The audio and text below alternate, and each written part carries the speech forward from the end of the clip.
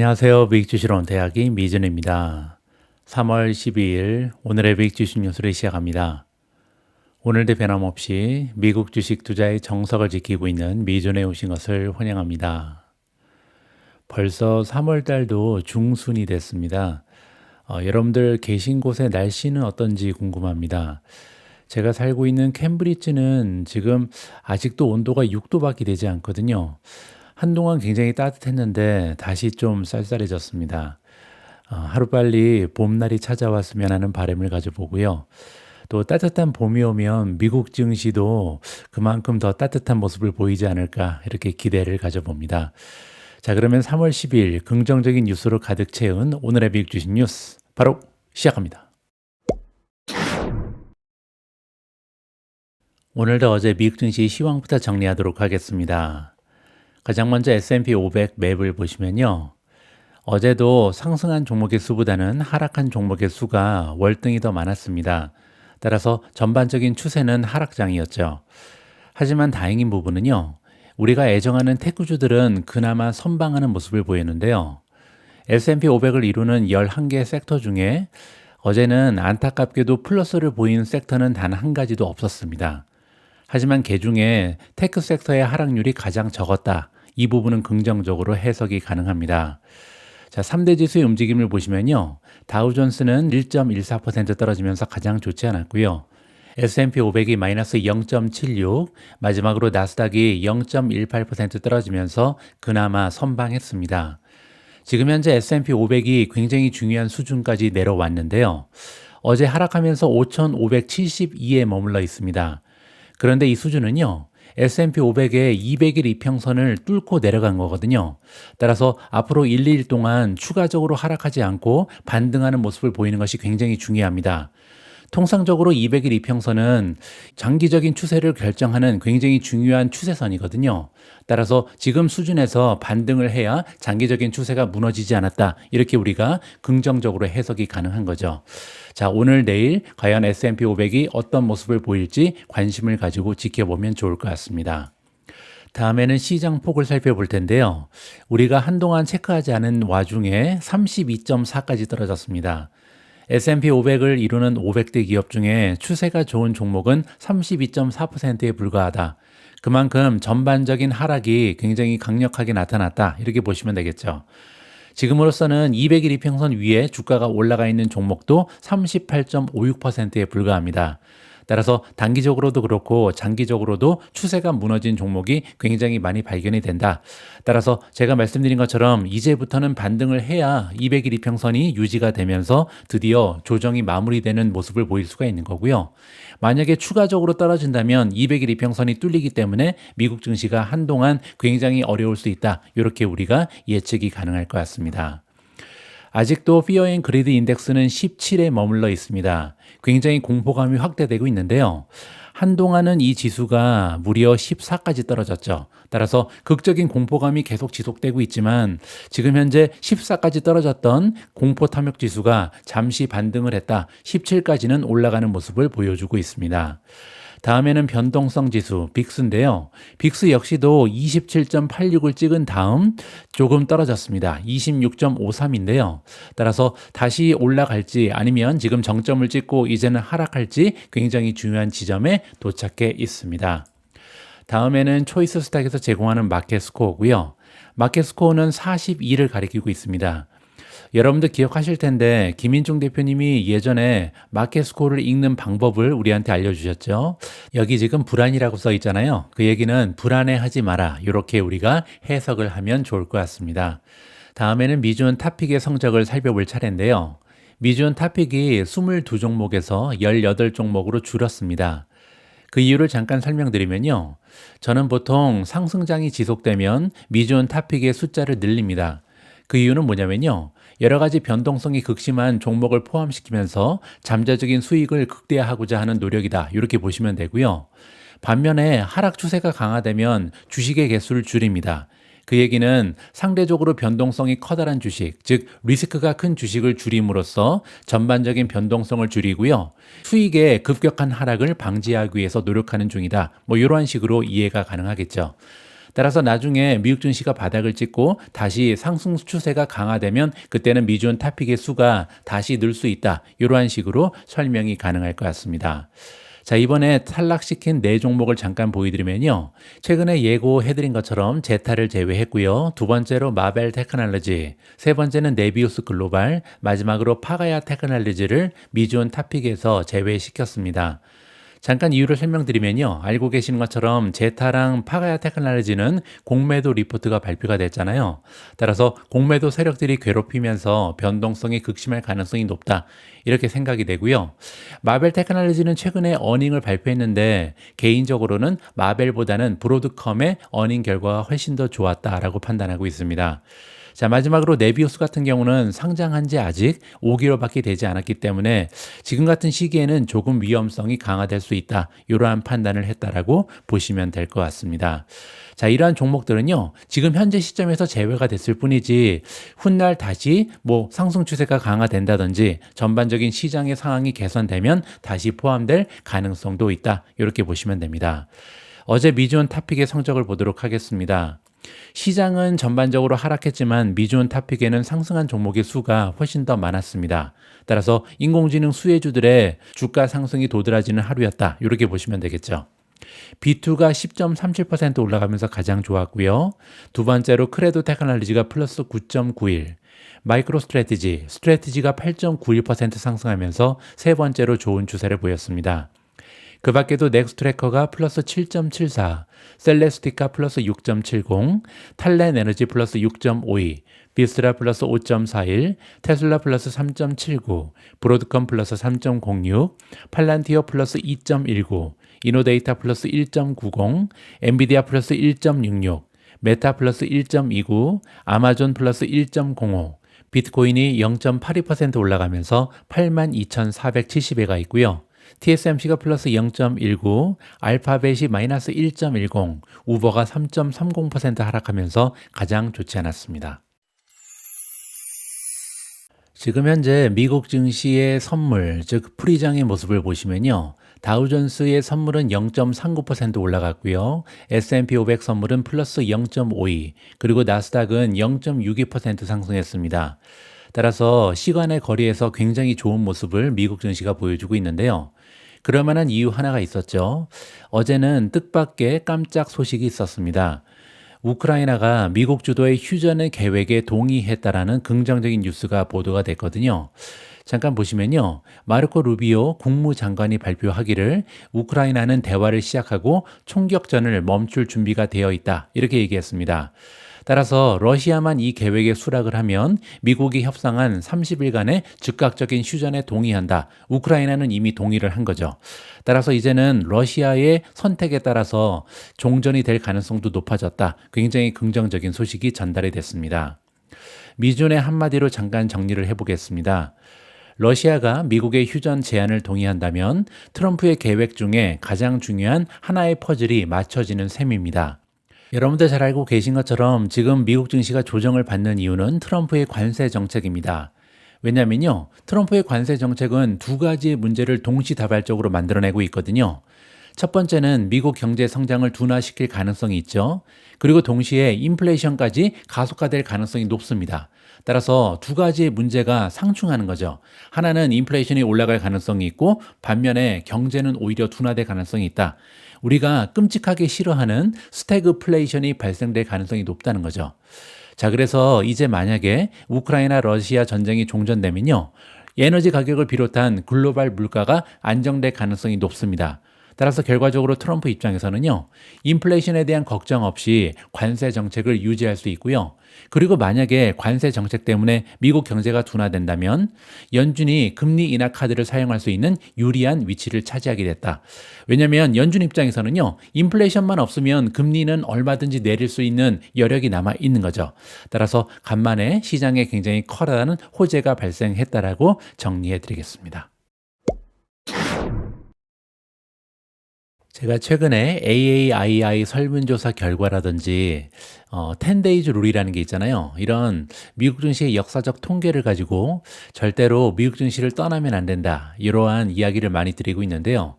오늘도 한 가지의 통계적인 사실을 가지고 이번 기사를 작성해 봤습니다. 화요일에도 S&P 500 지수가 0.76% 추가 하락하면서 2월 19일 경신했던 사상 최고점 대비 9.31% 하락했습니다. 공식적인 조정이 임박했다는 말이거든요. 자, 여기서 우리가 주목해 봐야 할 부분이 하나 있는데요. 이번 조정의 속도입니다. 이번에 S&P 500은요, 단 20일 동안 10% 가까이 급락했습니다. 자, 그런데 지난 75년 동안 이렇게 20일 만에 10% 가까이 떨어진 것은요, 7번째로 빠른 속도입니다. 자, 그러면 과거 6번의 빠른 급락이 나타났을 때, 그리고 나서 3개월 이후, 6개월 이후, 12개월 이후 미국 증시의 성적은 어땠는지 우리가 좀 관심을 가지고 체크해 볼 만하잖아요. 자, 여기 보시면 1950년 이후에 20번 가장 빠르게 주가가 떨어졌던 역사가 쭉 나와 있죠. 자, 그런데 여기 보시면 지금 21위, 5위, 6위 이렇게 랭크가 돼 있잖아요.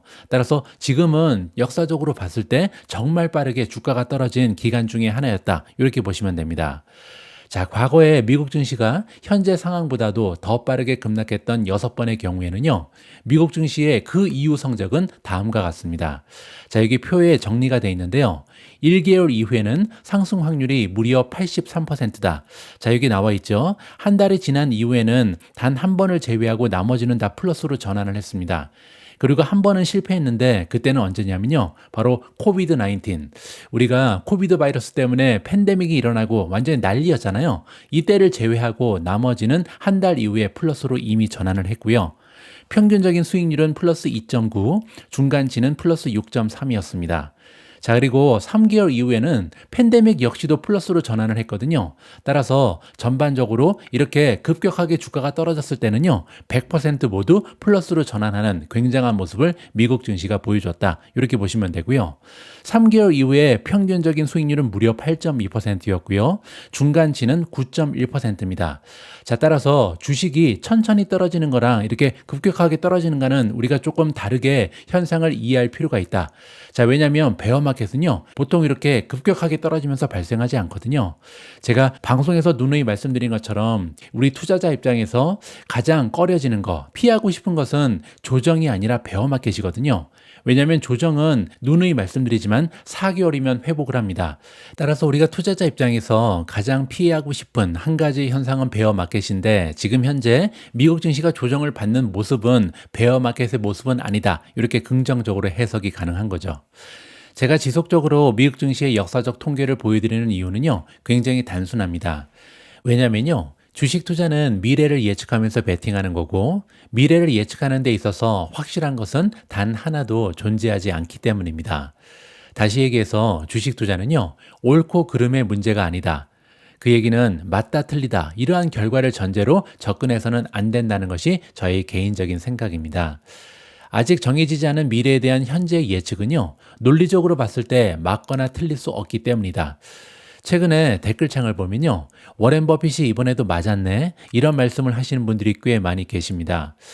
저는 개인적으로 동의하지 않습니다. 왜냐면요, 2024년에 워렌 버핏이 현금의 비중을 많이 늘렸죠. 그것 때문에 워렌 버핏이 또 맞았다, 이런 말씀을 하시는데요. 그런 논리라면 2023년에는 워렌 버핏은 틀렸죠. 왜냐면 우리는 성장주에 집중적으로 투자하면서 수익률이 100%, 200%를 올린 분들이 굉장히 많았잖아요. 반면에 워렌 버핏은 2023년에도 현금 비중을 늘렸습니다. 자, 그렇다고 해서 2023년에는 워렌 버핏이 틀렸다, 이렇게 얘기할 수는 없는 거죠. 왜냐하면 워렌 버핏이 한 건 뭐냐면요, 계속해서 미국 증시가 달리고 있기 때문에 계속해서 리스크를 줄이는 방향으로, 확률이 높은 방향으로 그의 전략을 전환했다라고 이해하는 것이 더 맞다, 저는 개인적으로 이렇게 생각합니다. 그래서 우리 투자자들은요, 끊임없이 변화하는 시장 상황과 오늘도 지나가고 있는 기업의 모습을 계속해서 따라가면서 성공 확률을 높이는 데 집중할 필요가 있습니다. 우리가 기업의 펀더멘탈을 분석하고요, 매일같이 경제 그리고 기업에 관련된 뉴스를 읽고 모멘텀 지표도 확인하고 이동평균선 그리고 주가 차트까지 참고하면서 투자하는 이유가 바로 여기에 있다, 이렇게 보시면 될 것 같습니다. 왜냐하면 관련 정보를 하나라도 더 확보하고 참고해서 도출된 결론이 조금이라도 성공할 확률이 높기 때문이다. 이 얘기는요, 기업의 스토리만 가지고 투자하는 것보다는 펀더멘탈까지 분석하는 것이 더 성공 확률이 높고요. 기업의 스토리, 펀더멘탈만 가지고 투자하는 것보다는 주가 차트도 확인하고 이동평균선도 확인하고 이렇게 여러 가지 관련 정보를 종합적으로 보고 우리가 투자를 한다면 조금이라도 성공 확률이 높아지지 않을까, 이런 말씀을 드리는 거죠. 자, 위에 나와 있는 역사적 통계를 통해서요, 우리는 지금처럼 미국 증시가 빠른 시간에 급락할 경우에는 적어도 3개월 이후 현재 시점보다는 주가가 더 올라가 있을 확률이 100%라는 것을 확인했습니다.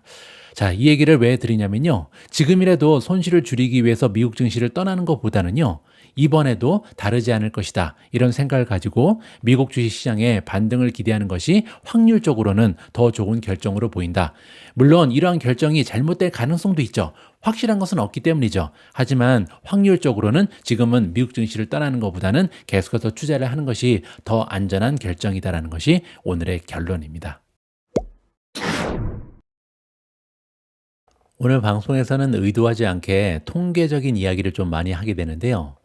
이번 기사의 제목을 보시면 웰스파고라는 투자기관에서 엔비디아 주식을 매수한다, 이렇게 밝혔습니다. 자, 그런데 그 내용을 살펴보니까요, 이유가 바로 역사적인 통계다, 이렇게 주장을 하고 있거든요. 한번 읽어보시죠. 역사가 반복된다면 엔비디아 주식은 다음 주에 회복 랠리를 보일 수 있다라고 웰스파고가 이야기합니다. 이 칩 제조업체는 다음 주에 GTC로 알려진 GPU 기술 컨퍼런스를 개최한다. 여기 나와 있는 GTC는 뭐냐면요, GPU 테크놀로지 컨퍼런스의 약자입니다. 매년 한 번씩 엔비디아가 개최하는 컨퍼런스다, 이렇게 보시면 되는데요.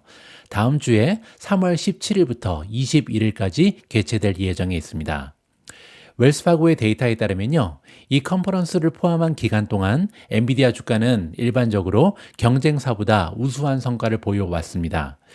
인공지능의 인기와 강세장의 선두주자 엔비디아가요, 연이은 엄청난 상승세를 보이다가 하락세로 돌아선 만큼 이는 특히 중요한 문제다. 왜냐하면 우리가 기다리고 있었던 상승의 카탈리스트가 될 수 있다, 이렇게 기대감이 올라가는 거죠. 엔비디아는 2023년에는 238% 이상, 2024년에는 171% 급등한 후 2025년 현재까지는요, 20% 하락했습니다. 엔비디아는 또한 올해 들어서 10% 하락에 그친 iShares Semiconductor ETF, SOXX라는 ETF가 나오는데요. 이 ETF에 비해서 상대적으로 저조한 실적을 보이고 있다. 자, 이 ETF는 뭐냐면요, 필라델피아 반도체 지수라는 게 있습니다. 미국에 상장된 여러 가지 반도체 기업들을 모아서 만든 ETF다, 이렇게 보시면 되는데요. 따라서 지금 현재 엔비디아는 굉장히 많이 떨어졌죠. 20%나 떨어졌는데 반면에 미국에 상장돼 있는 반도체 지수는 10% 하락에 불과하다. 그 얘기는 엔비디아의 주가 흐름이 훨씬 더 좋지 않다는 거죠. 자, 이 상황은 컨퍼런스에서 바뀔 수 있다. 웰스파고가 집계한 과거 데이터에 따르면요, 지난 5년간 GTC가 개최된 주간에 엔비디아의 주가 실적은 SOXX를 평균 6.5%포인트 상회했다라고 합니다. 자, 여기 나와 있는데요, 엔비디아의 주가는 GTC 주간에는 보통 7%나 평균적으로 올라갔고요. 2주 후에 보시면 5.5% 올라가면서 상승 추세를 그나마 유지했습니다. 한 달 이후에는 1.6% 떨어져 있었고요. 마지막으로 3개월 이후로 보니까 무려 31.4% 평균적으로 올라가 있었다. 지난 5년의 평균이다, 이렇게 보시면 되고요. 자, 오른쪽에 나와 있는 수치는 뭐냐면요, 필라델피아 반도체 지수를 추정하는 SOXX ETF에 비해서 상대적으로 주가의 수익률이 어느 정도 더 좋았는지, 이걸 표시하는 겁니다. 보시는 것처럼 한 달 이후의 수익률 빼고는 굉장히 멋진 수익률을 기록해 왔다. 따라서 역사가 반복된다면 엔비디아 주가가 다음 주부터 급등할 가능성이 높다, 이렇게 우리가 기대를 해볼 수가 있겠죠. 자, 그리고 또 한 가지 우리가 간과해서는 안 되는 굉장히 중요한 부분이 있죠. 애널리스트 아론 브레이커즈에 따르면요, 엔비디아의 주가가 과거 3년 예상 주가 수익률, 우리가 forward PER이라고 부르는 거죠. forward PER 배수 및 기업 가치 EBIT 비율의 중앙값에 비해서 약 35%의 가치 할인, 밸류에이션 할인으로 GTC주에 진입하고 있다. 이렇게 지적했습니다. 따라서 두 가지의 호재가 겹친 거죠. 지금 현재 엔비디아의 주가는 굉장히 많이 떨어져서 밸류에이션이 저렴한 상태인데 거기에다가 커다란 카탈리스트가 다가오고 있다. 따라서 지금은요, 엔비디아 주식을 사야 된다. 이렇게 설명을 해주고 있습니다. 자, 실제로 엔비디아의 밸류에이션 잠깐 보시면요, PER을 포워드로 봤을 때 24.76까지 떨어졌습니다. 과거 5년의 평균은 62.9였거든요. 따라서 원래는 앞으로 1년 동안 만들어낼 것으로 기대되는 순이익에 비해서 거의 63배를 지불해야 살 수 있었던 주식인데 지금은 24배 정도만 지불을 하면 살 수 있다. 자, 그리고 성장률도 굉장히 좋기 때문에 PEG는 0.69까지 떨어졌습니다. 5년 평균은 1.87이었고요. 자, 그리고 위에 기사에 나와 있던 지표가 바로 이거죠. EB라는 것은 엔터프라이즈 밸류의 약자입니다. 기업의 가치죠. 기업의 가치를 EBIT 수익으로 나눈 건데요. 과거 5년 평균은 40.95배였습니다. 그런데 지금 현재는 19.77이잖아요. 그 얘기는 반토막보다 더 저렴하다. 따라서 지금 현재 엔비디아의 밸류에이션은 역사적으로 봤을 때 최하 수준이다. 이렇게 보시면 되고요. 그 와중에 다음 주에 굉장히 커다란 호재가 있기 때문에 앞으로는 엔비디아의 주가가 상승할 확률이 굉장히 높아졌다라고 해석이 가능할 것 같습니다. 다음으로 준비된 기사에는 팔란티어가 등장합니다. 차트 전문가가 쓴 글인데요. 자, 이번 기술 전문가는 추천 주식 8개를 우리한테 알려주고 있고요. 그 중에 하나가 팔란티어입니다. 자, 과연 기술적 전문가가 추천한 8개 종목의 공통점은 뭐고 팔란티어의 주가 전망을 어떻게 보고 있는지 한번 확인해 보시죠. 기술적인 관점에서 볼 때 S&P 500 지수가 5675에서 5400 범위에서 지지대를 형성할 가능성이 있다. 이렇게 기술적 전문가가 알려주고 있습니다. 지금 바로 그 지점의 중간 지점, 즉 5540 부근에서 거래가 되고 있고요. 따라서 우리는 과매도 상태에 도달했음을 시사하는 시장 내부 요인의 분산으로 확인된 지지대에 있을 가능성이 있다. 따라서 지금은 주식을 팔 시점은 아니다. 이렇게 기술적 전문가가 알려주고 있는 거죠. 이 분석을 바탕으로 우리는 이 지지대가 유지된다면 그 얘기는 미국 주식이 5,400 이하로는 떨어지지 않을 것이다. 이러한 가정하에 축적하고 싶은 주식의 쇼핑 목록을 준비할 때다. 따라서 지금은 어떤 종목을 줍줍할지 결정을 해야 된다. 이렇게 지금 얘기하는 거죠. 자, 그래서 주식 쇼핑 리스트를 만들기 위해서 스캔을 실행했다라고 합니다. 필터링을 한 거죠. 저는 이것을 24-2라고 부른다. 우리는 다음 항목에서 모든 조건을 만족하는 종목을 추려냈다. 따라서 수많은 종목들 중에서 이 5가지의 조건을 만족하는 종목만 추려서 우리한테 그 이름을 알려줄 예정입니다. 자, 첫 번째 조건은요, 지난 2분기 동안의 평균 EPS와 매출의 성장률이 20%를 넘어야 되고요. 두 번째는 지난 2년 동안의 평균 EPS와 매출 성장률 역시 20% 이상이 돼야 됩니다. 자, 다음에는요, 향후 2분기 동안의 평균 EPS와 매출 성장률 예상치 역시 20%를 넘겨야 된다. 자, 이 얘기는요, 과거 2년도 그렇고, 과거 2분기도 그렇고, 향후의 2분기도 그렇고, 따라서 굉장히 안정적이고 꾸준한 성장을 일구고 있는 이런 종목들만 빼겠다. 이렇게 얘기하는 거죠. 자, 네 번째는요, 시가총액이 10억 달러 이상 돼야 된다. 따라서 소형주는 제외하고요, 어느 정도는 규모가 있는 종목에만 집중하겠다. 이러한 의도를 살펴볼 수가 있습니다. 자, 마지막으로 50일 이동평균선이 200일 이동평균선을 상회한다. 따라서 데스크로스가 나온 종목은 제외시켰다라고 이해가 가능하겠죠. 따라서 최근에 아직까지도 모멘텀이 무너지지 않은 이런 종목들만 여기에서 간추리고 있습니다.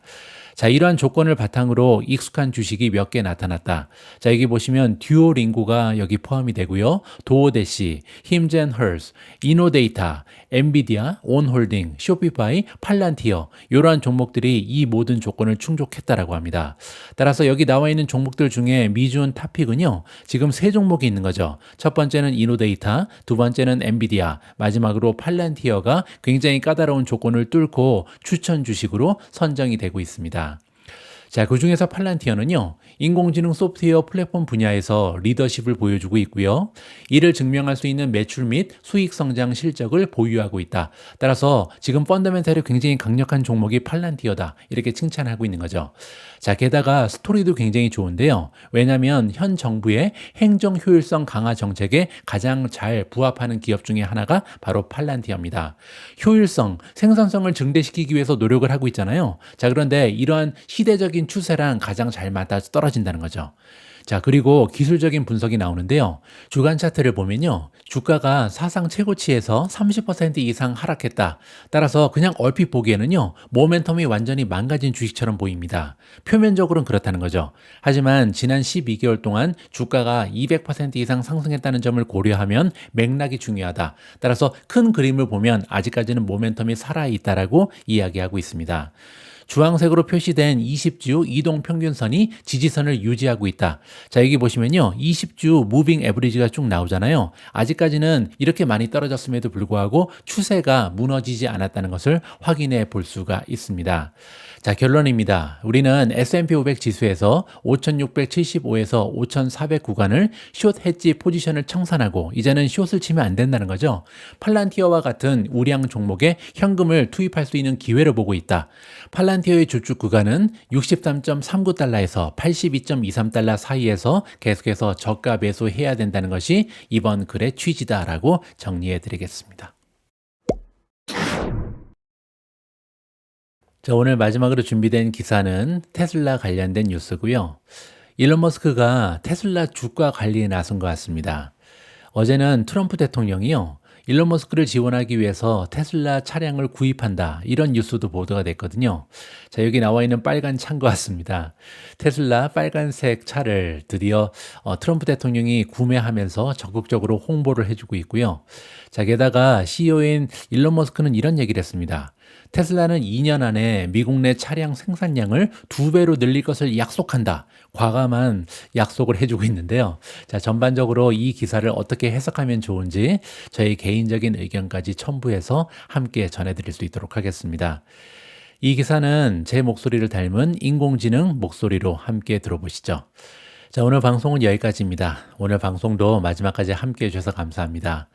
자, 오늘 프리장에서 굉장히 좋은 추세가 발견되고 있는데 이러한 긍정적인 모습이 좀 계속해서 이어지기를 간절한 마음으로 바람해 봅니다. 우리 모두가 미국 주식 투자로 은퇴하는 그날까지 다 함께 화이팅입니다. 행복한 하루 되세요. 감사합니다. 테슬라의 CEO 앨런 머스크는 도널드 트럼프 대통령의 정책에 발맞추어 미국의 미래에 대한 자신감을 표현하면서 2년 안에 미국 내 차량 생산량을 2배로 늘릴 계획이라고 밝혔습니다. 트럼프 대통령의 정책을 지지하고 미국의 미래에 대한 우리의 자신감을 보여주기 위해 테슬라는 2년 안에 미국 내 차량 생산량을 2배로 늘릴 것을 약속한다. 머스크는 자신의 소셜미디어 플랫폼 X에 올린 글에서 다음과 같이 말했습니다. 이번 발표는 테슬라의 주가 폭락과 글로벌 판매 감소 등 여러 가지 어려움 속에서 이루어졌습니다. 올해 들어 테슬라의 주가는 거의 43% 하락했고 최근 급격한 하락세를 보이며 월요일에는 15% 하락해 2020년 9월 이후 최악의 실적을 기록했습니다. 이러한 침체는 주요 시장의 경쟁 심화, 머스크의 정치 참여 등 다양한 요인에 기인할 수 있습니다. 특히 테슬라의 판매량은 유럽 전역과 중국에서 감소하고 있습니다. 테슬라의 중국산 전기차 판매량은 2월에 전년 대비 49.2% 감소했습니다. 또한 주요 중국 경쟁사들보다 훨씬 뒤처지는 실적을 기록했습니다. 2024년 텍사스에 본사를 둔 이 자동차 제조업체는 전 세계 판매량이 1.1% 감소했다고 발표했는데 이는 10년 만에 처음으로 연간 판매량이 감소한 것입니다. 테슬라는 2024년 한 해 동안 총 177만 3,443대의 차량을 생산했고 178만 9,226대를 판매했습니다. 이 수치는 시장 기대치에 미치지 못했습니다. 트럼프 대통령은 이러한 도전 속에서 머스크를 공개적으로 지지해왔으며 회사의 미래에 대한 자신감을 보여주기 위해 어제 테슬라 모델 S를 구입했습니다. 그는 또한 정부 효율성 부서 DOG를 이끌고 있는 머스크를 믿을 수 없는 애국자라고 칭찬하고 최근 테슬라에 대한 불매 운동을 불법이라고 비판했습니다. 미주은의 한마디. 테슬라는 2024년 사상 최초로 연간 매출이 감소했으며 이번 분기에도 매출이 다시 감소할 가능성이 매우 높아 보입니다. 기사에 나와 있는 것처럼 테슬라의 중국산 전기차 판매량은 2월에 전년 대비 49.2% 감소하면서 중국 판매량은 첫 두 달 동안 29% 감소했습니다. 또한 유럽의 전체 전기 자동차 판매량이 1월에 34% 급증한 반면 테슬라의 판매량은 50% 급감했습니다. 게다가 콕스 오토모티브에 따르면 테슬라의 미국 내 판매량 역시 12월과 1월 사이에 16% 감소한 것으로 추정됩니다. 최근 테슬라 차량과 대리점에 대한 파괴 행위와 시위 소식은 머스크에 대한 일부 소비자들의 부정적인 정서가 최고조에 달하고 있음을 보여줍니다. 미국뿐만 아니라 유럽에서의 판매량 감소 역시 부분적으로는 머스크의 정치적 행보가 영향을 미치고 있다고 생각됩니다. 이러한 상황을 고려할 때 트럼프 대통령의 전폭적인 테슬라 지지는 오히려 독이 될 가능성이 높습니다. 일론 머스크가 정치적 행보를 멈출 가능성이 매우 낮아 보이는 상황에서 결국 테슬라 주가를 올릴 수 있는 유일한 방법은 트럼프의 전폭적인 지원을 통해 테슬라의 자율주행 로보택시의 출시가 가시화되는 것뿐이라고 생각합니다.